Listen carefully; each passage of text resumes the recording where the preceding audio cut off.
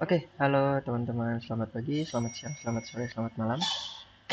Kali ini saya akan membahas tentang bagaimana cara membuat game, dan tema game kali ini itu adalah Capybara Jump, yang dimana nanti Capybaranya bisa melompat antar pipa. Oke, di sini saya mulai dengan pengertian dulu ya, apa itu game. Nah, game adalah suatu bentuk aktivitas atau permainan yang melibatkan interaksi antara pemain dengan aturan tertentu untuk mencapai tujuan atau menyelesaikan tantangan tertentu yang dilakukan untuk bersenang-senang, mengisi waktu luang, atau berolahraga ringan.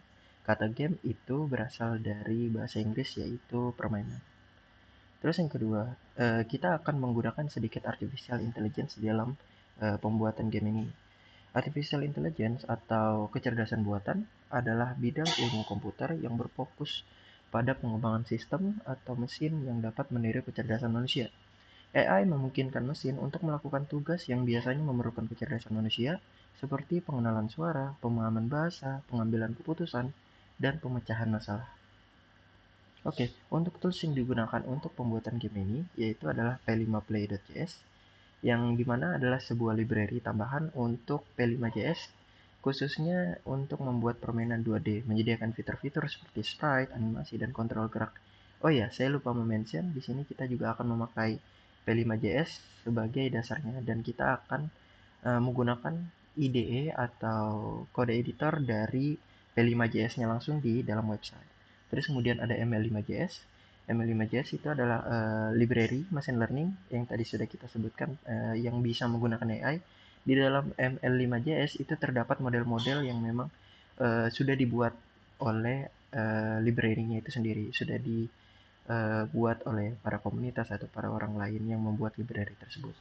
Oke, kemudian ada Piskel. Piskel adalah alat online yang memang dibuat untuk mengedit pixel art atau Piskel ini cocok untuk membuat aset dari game kita. Seperti yang bisa kita lihat di sini ada Capybara yang memang sudah saya buat menggunakan Piskel.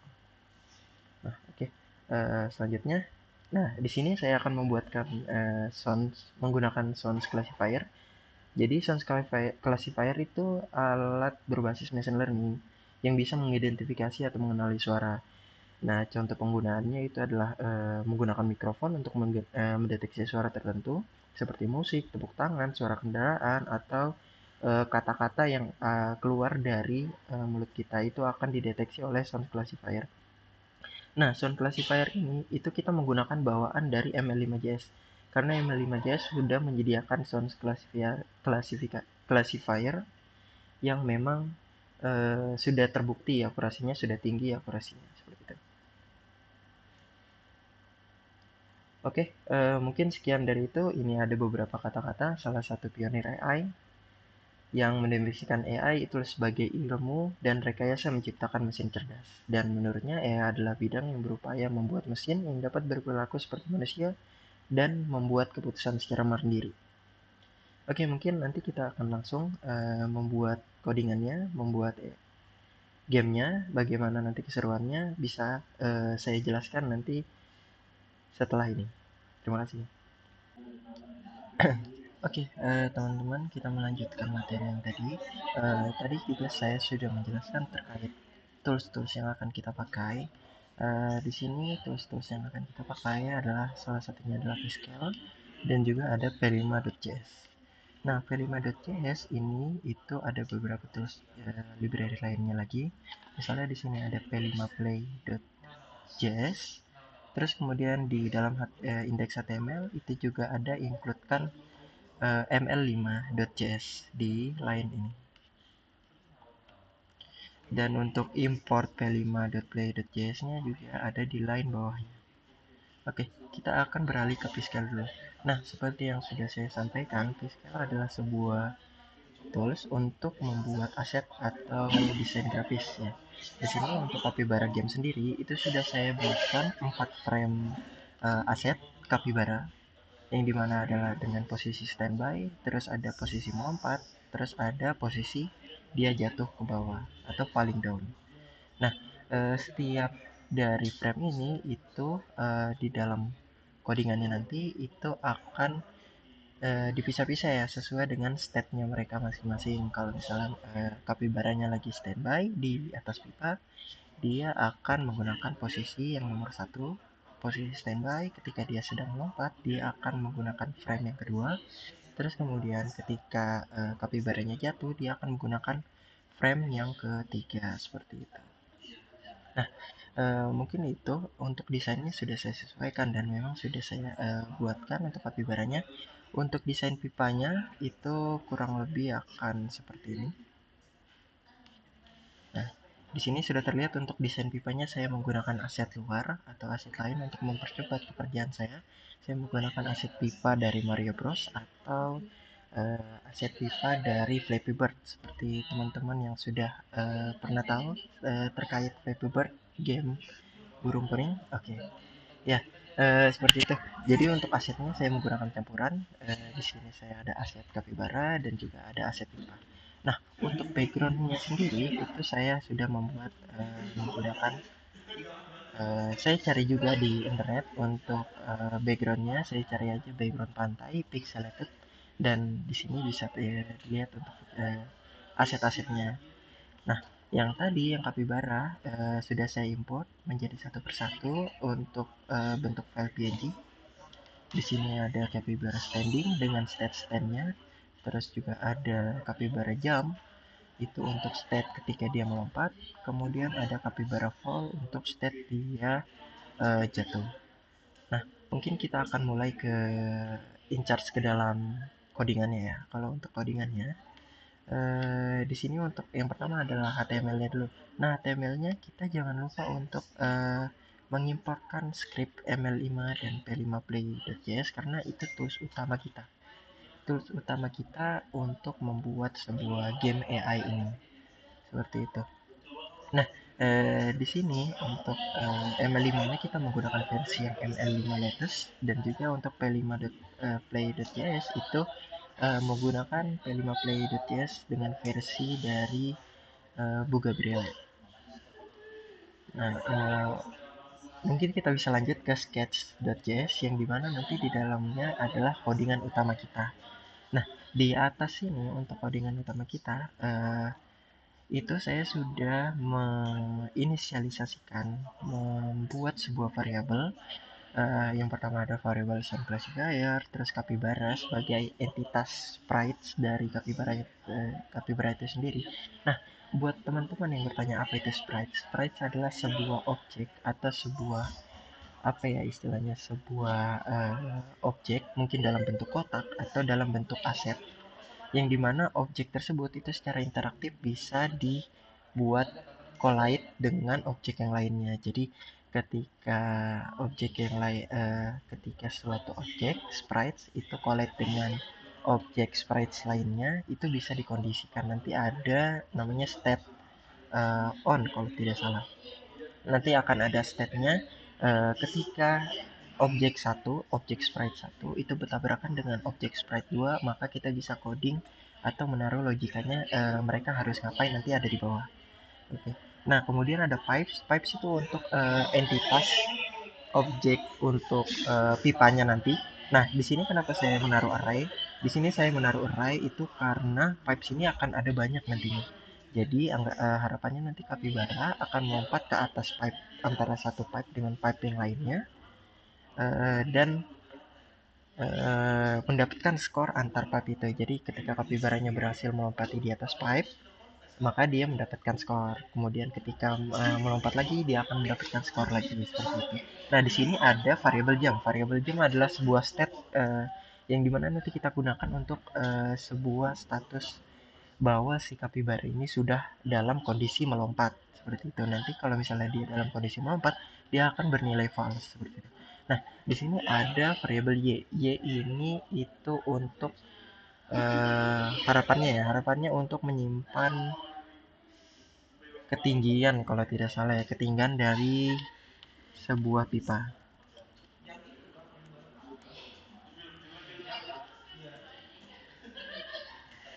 Ya, di sini untuk ketinggian sebuah pipa. Jadi untuk pipa selanjutnya itu secara defaultnya diatur berapa tinggi sih untuk si pipanya tersebut. Di sini saya setting 250. Mungkin nanti kalau misalnya mau menggunakan pipa yang dinamis, tingginya misalnya ada yang bakal lebih tinggi lagi. Ini bisa disetting dengan menggunakan for each misalnya, atau bisa menggunakan dengan math random. Math random untuk memberikan angka yang random antara range angka satu dengan angka 2 atau angka lainnya seperti itu. Nah, kemudian ada velocity. Velocity ini untuk menentukan eh, lama dari si kapibaranya melompat. Misalnya dia akan melompat setinggi apa, dan dari state lompatnya ini dia bisa diatur velocity-nya seperti itu. Terus juga ada gravity. Gravity adalah untuk eh, menghitung kecepatan kapibaranya turun seperti itu. Jadi velocity dan gravity ini memang saling berkaitan seperti itu. Kemudian ada jump power. Jump power adalah untuk mengukur power ketinggian dari kapibara itu. Oke, lanjut kita akan ke horizontal speed. Nah, kalau untuk ke horizontal speed sendiri itu akan digunakan oleh si kapibara untuk melesat jauh nih. Misalnya kita atur horizontal speednya untuk dia moving dari satu titik ke titik lain dengan kecepatan mungkin 10 kilo kayak gitu. Nah, bedanya sama jump power apa? Jump power itu untuk meningkatkan velocity atau meningkatkan power dia untuk naik ke atas. Nah, kalau horizontal speed dia untuk meningkatkan kecepatan si kapibara untuk melompat ke samping seperti itu. Jadi bedanya kalau jump power itu ke atas, horizontal speed ke bawah. Nah, kalau consecutive go, nah ini variabel yang bakal kita gunakan ketika eh, si trigger kapibaranya melompat. Nah, trigger di sini kita kan menggunakan sound classifier. Nah, sound classifier ini itu kita mendeteksi kata go. Jadi ketika saya bilang untuk kata go, bilang kata go, maka kapibaranya ke trigger untuk bisa melompat seperti itu. Nah, consecutive go ini itu digunakan ketika kita menggunakan kalimat go berulang kali. Kata go berulang kali. Misalnya go go go dia akan melompat secara 3 kali. Kalau misalnya kita menyebutnya go go dia akan melompat secara 2 kali seperti itu. Nah, untuk game over itu seperti yang teman-teman tahu nama variabelnya game over. Jadi untuk menyimpan state game over ketika kapibaranya tidak berhasil atau gagal untuk melompat ke atas pipa, misalnya dia jatuh ke bawah ke jurang, dia bakal mereturn nilai true. Kalau di sini secara default dia akan mereturn nilai false. Nah, kalau current pipe index adalah variabel untuk posisi kapibara sudah di pipa yang mana sih. Misalnya udah posisi kapibara sudah ada di pipa kedua, pipa ketiga, pipa keempat seperti itu.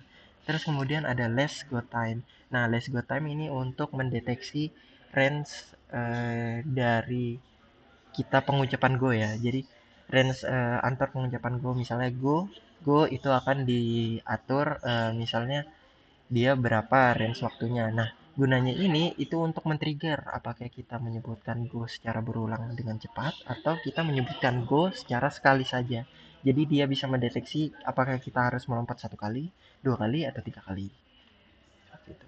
Nah, kalau untuk si instruction visible ini untuk parameter instruksi yang ada di atas nanti kita bisa lihat. Terus kemudian ada score untuk menyimpan variabel nilai skornya. Nah, seperti yang sudah kita bilang tadi, kita bahas tadi di Fiscal. Nah, di Fiscal itu setiap frame-nya tadi itu menyimpan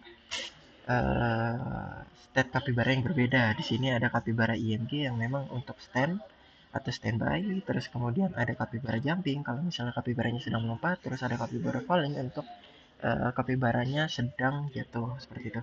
Terus ada background image juga, terus ada pipe EMG. Nah, semua itu disimpan dalam function preload. Preload ini dipanggil sebelum function setup. Jadi preload ini dipanggil sebelum function setup pada awal pembuatan atau render gamenya. Bahkan sebelum render dia akan memanggil preload ini dulu. Biasa digunakan untuk ngeload aset-aset yang memang sudah kita daftarkan. Nah, terus kemudian ada setup. Setup itu dipanggil setelah preload ketika kita ingin men-setup sebuah gamenya ya.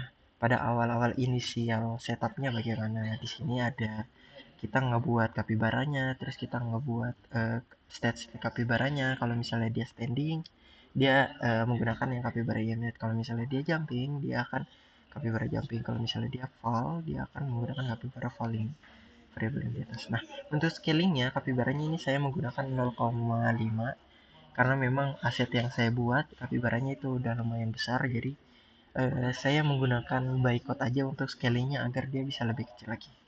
Seperti itu. Nah, di sini adalah option dan sound classifier untuk menggunakan classifier dari ML5, sound classifier dari ML5. Nah, di sini kita menggunakan sound classifier bawaan ya, yaitu speech command 18W.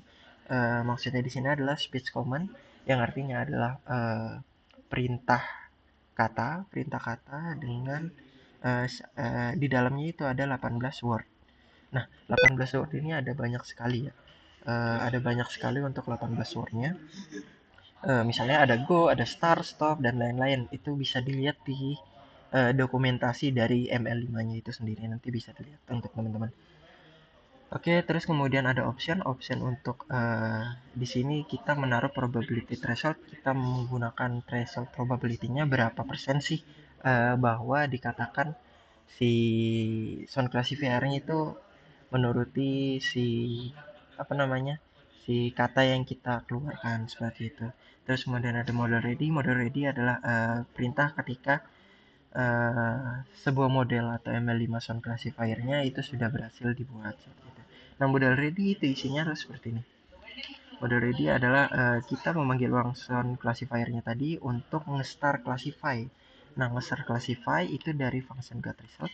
Ketika ada error, dia akan nge-return atau nge-throw errornya. Terus kemudian kalau misalnya dia berhasil, dia atau results yang seperti sudah saya bilang, dia akan mendeteksi kata go. Di sini result label, results yang pertama paling muncul. Jadi untuk results ini itu bentuknya array dari segala prediksi. Misalnya urutan 1 go, urutan kedua start, urutan ketiga stop, kayak gitu. Jadi dia mendeteksi nggak cuma satu kata, tapi mendeteksi banyak kata. Tapi kembali lagi ke thresholdnya, yang paling mendekati threshold itu kata yang mana. Nah, kalau misalnya ada yang paling mendekati, dia akan berada paling awal. Nah, di sini posisi awalnya adalah di awal indeks ini, di indeks 0. Terus kita mengecek label, apakah results yang paling awal itu labelnya go. Kalau misalnya labelnya go, dia akan bernilai true kayak gitu. Terus kalau misalnya di sini kita membuat validasi tambahannya untuk if statement tambahan, ketika memang tidak game over, maka silahkan lanjut untuk melompat seperti itu. Nah, di sini untuk logic lompatannya, ini untuk logic untuk mendeteksi apakah dia menggunakan eh, kalimat go atau kata go secara berulang. Di sini kita menggunakan let's go time. Jadi dia ngitung dari waktu sekarang sama waktu let's go time yang sudah disebutkan katanya sebelumnya itu lebih dari kurang dari 120, maka consecutive go-nya bakal bertambah kayak gitu. Nah, oke, mungkin itu. Terus di sini untuk naruh lagi let's go time-nya sebagai current time. Kalau misalnya kita sudah mengucapkan kata go, nah pada saat kata go itu current time-nya berapa, itu akan menjadi variabel isi dari variabel let's go time-nya lagi. Seperti itu. Oke, di sini untuk logic jamnya ya. Jadi kalau misalnya dia nggak lompat, maka kita akan mengirimkan status jam. Di sini status jamnya menjadi true, terus kemudian velocity-nya itu bertambah. Velocity untuk naik ke atasnya eh, bertambah sesuai dengan jam powernya. Terus kemudian horizontal speed-nya bertambah juga. Nah, ini horizontal speed-nya itu menggunakan parameter tambahan consecutive go. Kalau misalnya kita menggunakan kata go secara berulang kali 5 kali, dia akan melesat jauh dari ujung sini sampai ujung sini. Jadi sangat cepat, dan seharusnya itu tidak boleh di game kita karena harapan dari game kita adalah melompat antar pipa, tidak menyingkat pipa dari pipa 1 ke pipa yang lainnya, tapi harus dari pipa 1, pipa 2, pipa 3, pipa 4. Jadi kalau misalnya dari pipa 1 ke pipa 3, dia bakal game over. Seperti itu. Nah, di sini di bawah adalah untuk apa ya, menanggulangi kalau misalnya state jam ini masih bernilai false ya. Jadi dia dalam kondisi sudah di udara, dia akan melompat lagi. Kalau misalnya kita menggunakan consecutive go. Jadi kalau misalnya kita mengucapkan go sudah melompat, maka dia akan kita akan menyebutkan go lagi, dia akan melompat lagi seperti itu. Jadi tujuan dari consecutive go atau kata go yang berulang ini itu untuk membantu teman-teman yang bermain game ketika pipanya berada dari ujung sini sampai ujung sini. Jadi untuk mekaniknya seperti itu. Nah, kemudian ada function untuk ngebuat pipa yang dimana nanti dipanggil pada awal setup, itu dipanggil secara 3 kali untuk ngebuat pipanya. Jadi secara berurutan untuk pipa awal. Terus kemudian untuk lanjutannya, pipa ini itu akan dipanggil di dalam fungsi draw, itu akan dipanggil di dalam sini. Jadi ketika kapibaranya berhasil sampai ke pipa kedua, maka akan ngerender pipa selanjutnya, pipa 4. Kemudian dari pipa kedua ke pipa 3, maka akan ngerender lanjutan ke pipa 5 seperti itu. Nah, di sini logic draw-nya ya. Selanjutnya kita akan setting background seperti biasa, dan di sini ada instruction. Jadi untuk ngerender instructionnya, terus ini ada ngedraw sprites tadi, terus kemudian ada ngasih tahu kapibaranya sedang berada di posisi berapa kayak gitu. Oke, ketika dia jam, dia di sini kita ini logic untuk ini ya, eh, ngecek apakah si kapibaranya itu berhasil melompat ke pipa atau misalnya dia gagal.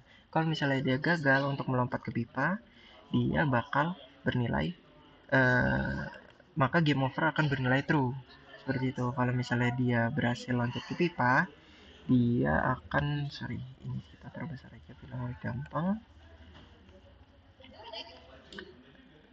Ketika dia berhasil loncat ke pipa, akan menjalankan logik yang ada di bawah sini. Seperti itu. Jadi pada saat state awal dia loncat ke pipa, dia akan mengembalikan state-nya menjadi standing, terus consecutive go-nya di reset lagi, terus jamnya menjadi false, velocity-nya di reset lagi, terus posisi kapibaranya itu berada di posisi atas si pipanya. Dia akan nge-stick di atas pipanya seperti itu. Selain itu, dia akan menambah skor, terus kemudian dia akan ngerender pipa selanjutnya seperti itu. Nah, ketika pipanya apa namanya? Ketika state si kapibara berada di atas pipa dan melewati layar dia akan nge-throw status variabel game overnya menjadi true seperti itu. Ya kurang lebih seperti itu untuk logik kapibaranya. Itu untuk kapibara jam. Kalau misalnya dia tidak jam, berarti dia ada di posisi pipanya, di atas pipanya. Terus kemudian di sini ada for looping untuk mendeteksi apakah si pipa yang sudah kita render itu melewati posisi air. Kalau misalnya dia melewati posisi air, dia akan dia nah di sini kalau misalnya dia sudah melewati posisi air, posisi misalnya minus 80 di belakang layar, dia akan nge-remove dan game over karena posisi kapibaranya itu masih di atas si pipanya seperti itu. Nah, di sini ini untuk logic sebenarnya. Kalau yang di atas ini, bagian sini itu untuk logic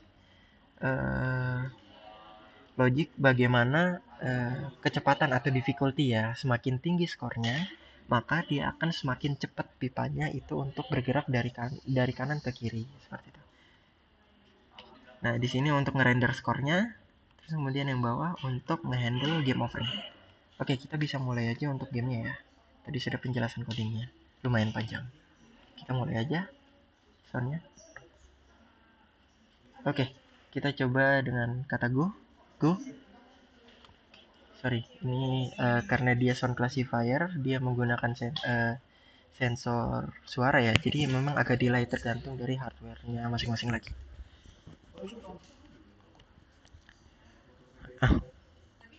Oke, go. Go. Nah, dia akan melompat 2 kali kalau misalnya saya bilang go 2 kali. Go.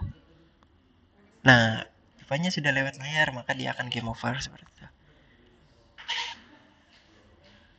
Go. Go. Oke, dia agak delay teman-teman. Memang kadang akan agak delay di pas jumpingnya. Go. Go, go. Agak delay. Tadi teman-teman juga sudah melihat kan tadi dia bisa mendeteksi kata go. Jadi mungkin agak ada penjelasan lagi ya.